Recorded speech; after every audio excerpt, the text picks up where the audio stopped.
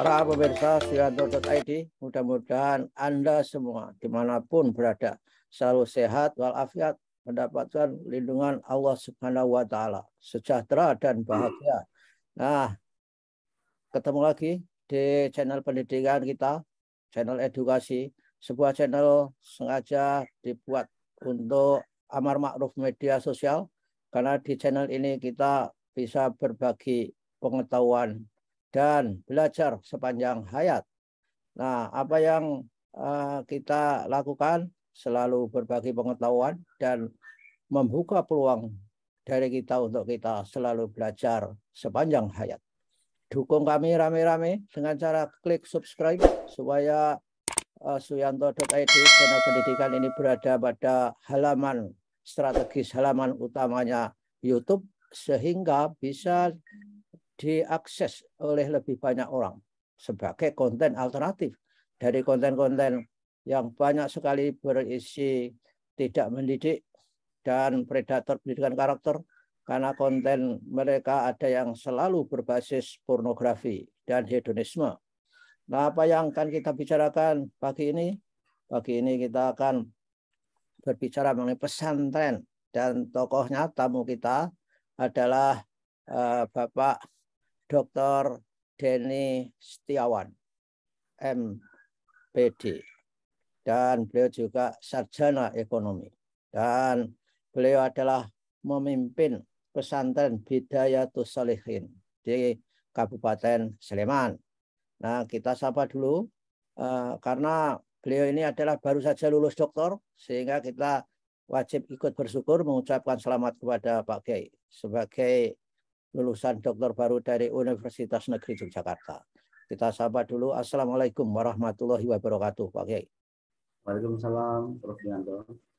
Nah, selamat Pak Kiai, akhirnya sudah bergelar doktor dengan ditempuh beberapa waktu, beberapa saat, mungkin 3 tahun Pak Kiai ya?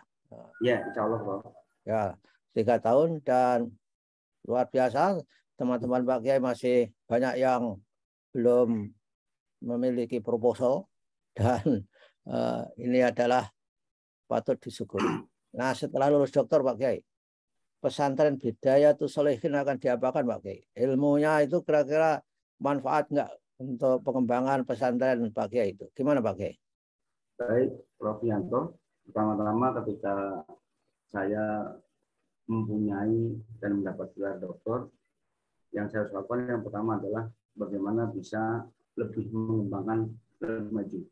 Karena untuk yang saya lakukan adalah berkecimpung dengan penyalahgunaan narkotika, kenakalan remaja, beserta mungkin hal-hal yang narkoba yang selama ini banyak digaung-gaungkan dan sudah memang zamannya.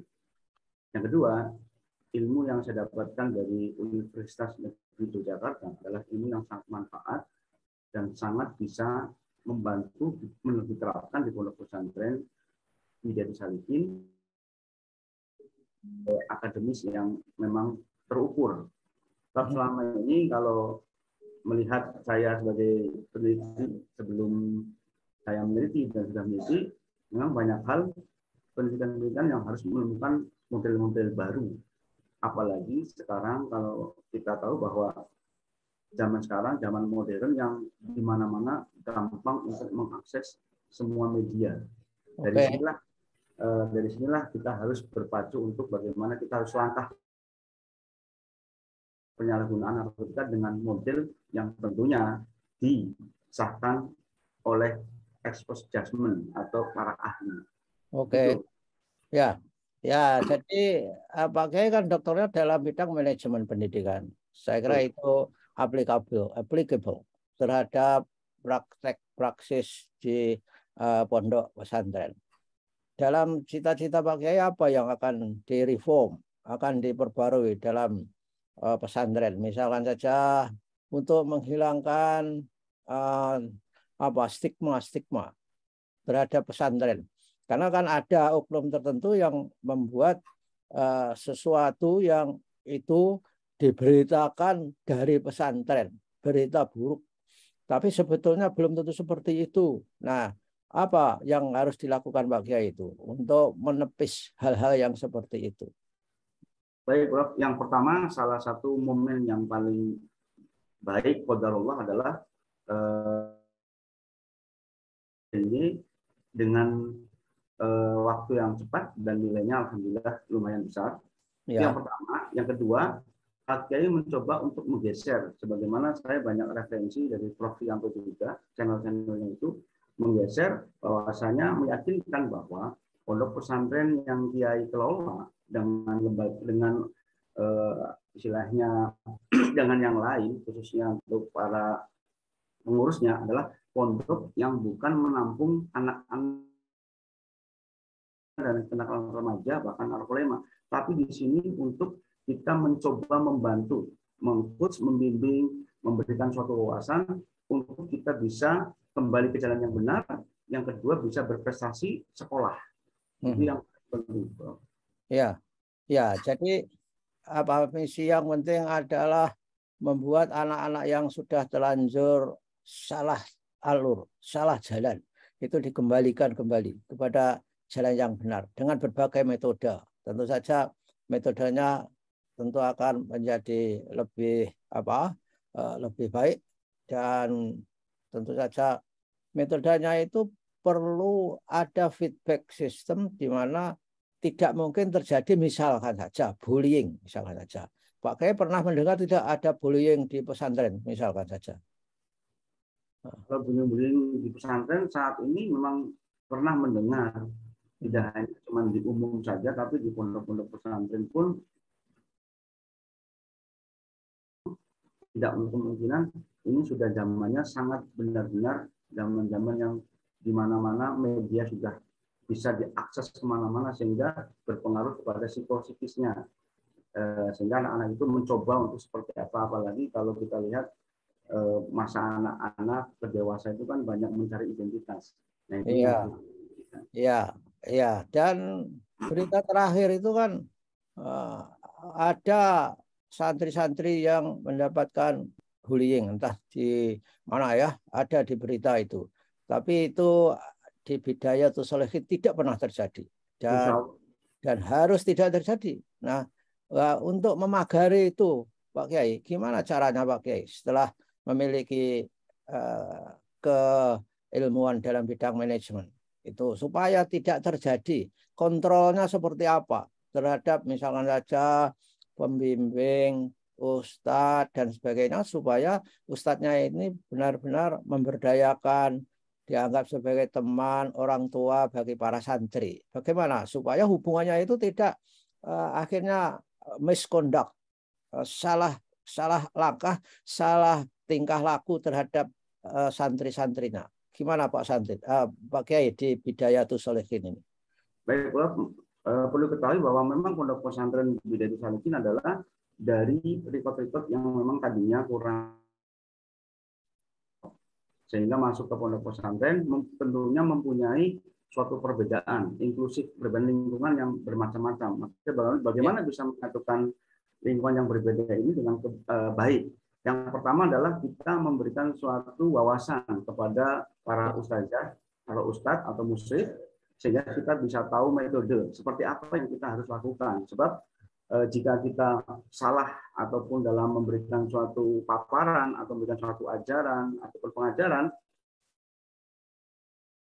mereka calon santri yang ada santri pondok pesantren ini adalah mereka sudah berpengalaman sebelumnya, maka kita yang harus memberikan suatu kepada pengurusnya, terutama pengajarnya. Kedua adalah diberikan suatu pelatihan dan reward terhadap para pengajar, para guru, terutama kalau ada sesuatu yang lebih dari standar targetnya, berarti dia memberikan suatu reward atau hadiah atau afirmasi, sehingga dia semakin memicu guru-guru yang lain untuk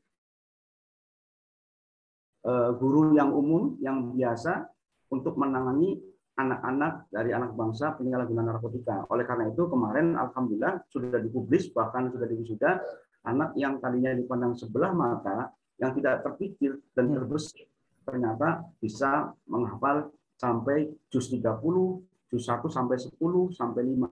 Masya Allah, itulah Allah, jadi tidak pernah memilih-milih jika ia ingin bertobat dengan ia baik, maka Allah akan mengangkat orang itu menjadi orang yang lebih baik. Begitu, Bro. Ya, oke. Para santrinya itu ada wanita nggak di Bidayatus Shalihin, Pak Kiai? Insya Allah ada, Bro. Di antaranya kemarin sudah wisuda sekitar 4 wanita. Oke, ya. 30.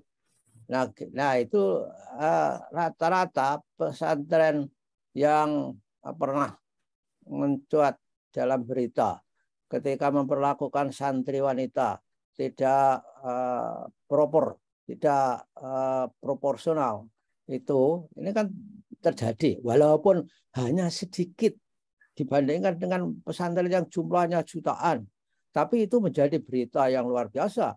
Media senang sekali itu memberitakan, misalkan ada santri dibully secara tidak, bukan muhrimnya, tetapi misalkan disalahgunakan di situ. Ini terjadi. Nah, ini ke depan supaya di Bidayatus Shalihin itu orang tua para santriwati itu tenang, kemudian percaya, disekolahkan, dididik di pesantren Bidayatus Shalihin. Bagaimana Pak Kiai untuk membuat hal seperti itu terjadi supaya orang aman mengirim anak-anak putrinya ke Bidayatus Shalihin? Gimana Pak Pak Kiai? Ketahui bahwa pondok pesantren Bidayatus Shalihin ini adalah mayoritas adalah anak-anak bangsa yang terkena penyalahgunaan narkotika, kenakalan remaja, dan narkolepsi. Sehingga yang perlu harus dilakukan adalah koordinasi dengan OTS, orang tua santri. Oke. Karena ini sangat penting, Prof. Sebab ini anak yang terkena penyalahgunaan narkotika atau kenakalan remaja dan narkolepsi, biasanya yang sakit itu adalah, yang trauma itu adalah bukan hanya anaknya, tapi di sini butuh sinergi dan butuh sinergi dan betul-betul koordinasi dengan kita. Jika tidak, bisa-bisa kalau kita keliru dalam melangkah, kita pun akan ikut disalahkan karena dia sudah mengalami trauma. Makanya yang saya selalu bilang pada orang tua itu, saya harus memberikan suatu trauma healing, pengobatan kepada orang tua juga, sehingga kita bisa saling sinergi. Iya. Kadang-kadang kita sudah berupaya untuk seperti apa, bahkan pun sudah dibuktikan bahwasanya dari Allah, saya juga sesibuk apapun, seberat apapun, tetap saya sekolah gitu. Dan alhamdulillah dengan singkat waktu, tapi itu tidak kemungkinan masih ada yang namanya trauma dari orang tua. Jadi yang sakit itu bukan bukan anaknya, tetapi juga orang tuanya. Nah, namun demikian bisa juga, Prof, kalau tidak kuat kiai memberikan suatu paparan kepada para guru-guru pun juga tidak akan pernah kuat. Makanya Prof bilang rekrutmen itu harus berdasarkan kepada bagaimana sikap dan perilaku guru itu menyadari bahwa yang ditangani adalah orang yang berkebutuhan khusus, yaitu untuk penyalahgunaan narkotika dan kenakalan remaja. Begitu, Bro? Iya. Nah, itu orang tua. Lalu gimana Pak Kiai mempunyai rencana bahwa untuk jangan sampai terjadi ada kekerasan seksual di pesantren Bidayatus Shalihin? Ini apa yang harus dilakukan Pak Kiai terhadap ustadzah kalau mungkin ada di situ, dan yang ingin saya dengarkan adalah supaya Bidayatus Shalihin itu menjadi model pesantren di Indonesia ini, sehingga di situ clean, tidak mungkin terjadi adanya kekerasan seksual misalnya. Gimana Pak Kiai? Baik, Prof. Yang pertama harus ada contoh dari PP, pimpinan pondok pesantren. Kebetulan saya pimpinan pondok pesantren, memang saya orangnya tegas dan mungkin agak disiplin dan keras, sehingga ini sebenarnya untuk menyutrahkan, membataskan bahwasanya jangan sampai ada hubungan dekat dengan perempuan. Sebaik apapun laki-laki, mau itu kiai, mau itu ustadz, mau itu ustazah dan sebagainya, kita adalah manusia biasa. Suatu saat pasti akan terkena dan diuji seperti itu. Itu sangat berbahaya. Maka saya memberikan contoh kepada para guru muslim atau muslimah, jangan terlalu dekat. Kalaupun memang betul-betul ada sesuatu yang menyangkut mengenai lembaga, mari kita diskusikan, kita rapatkan sama-sama. Itu, Pak.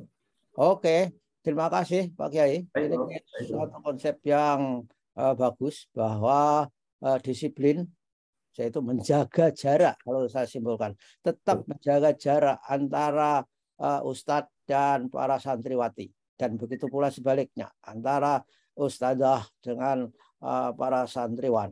Ini adalah model yang baik dan harus ada uswatun hasanah, yaitu contoh-contoh positif ya dari praktek-praktek di dalam pesantren itu, di dalam Bidayatus Shalihin, tentang bagaimana menghindari dan memerangi adanya kekerasan seksual di dalam pesantren. Karena berita seperti itu kadang-kadang 1 minggu bertengger saja, Pak Kiai. Walaupun peristiwanya itu misalnya ada di pesantren yang sangat remote, tapi memang zamannya zaman terbuka. Terima kasih Pak Kiai. Dan mudah-mudahan membawa berkah. Amin. Dokter barunya berkah untuk pribadi, keluarga, dan juga pesantren yang diasuh oleh Pak Kiai. Wassalamualaikum warahmatullahi wabarakatuh. Waalaikumsalam warahmatullahi wabarakatuh.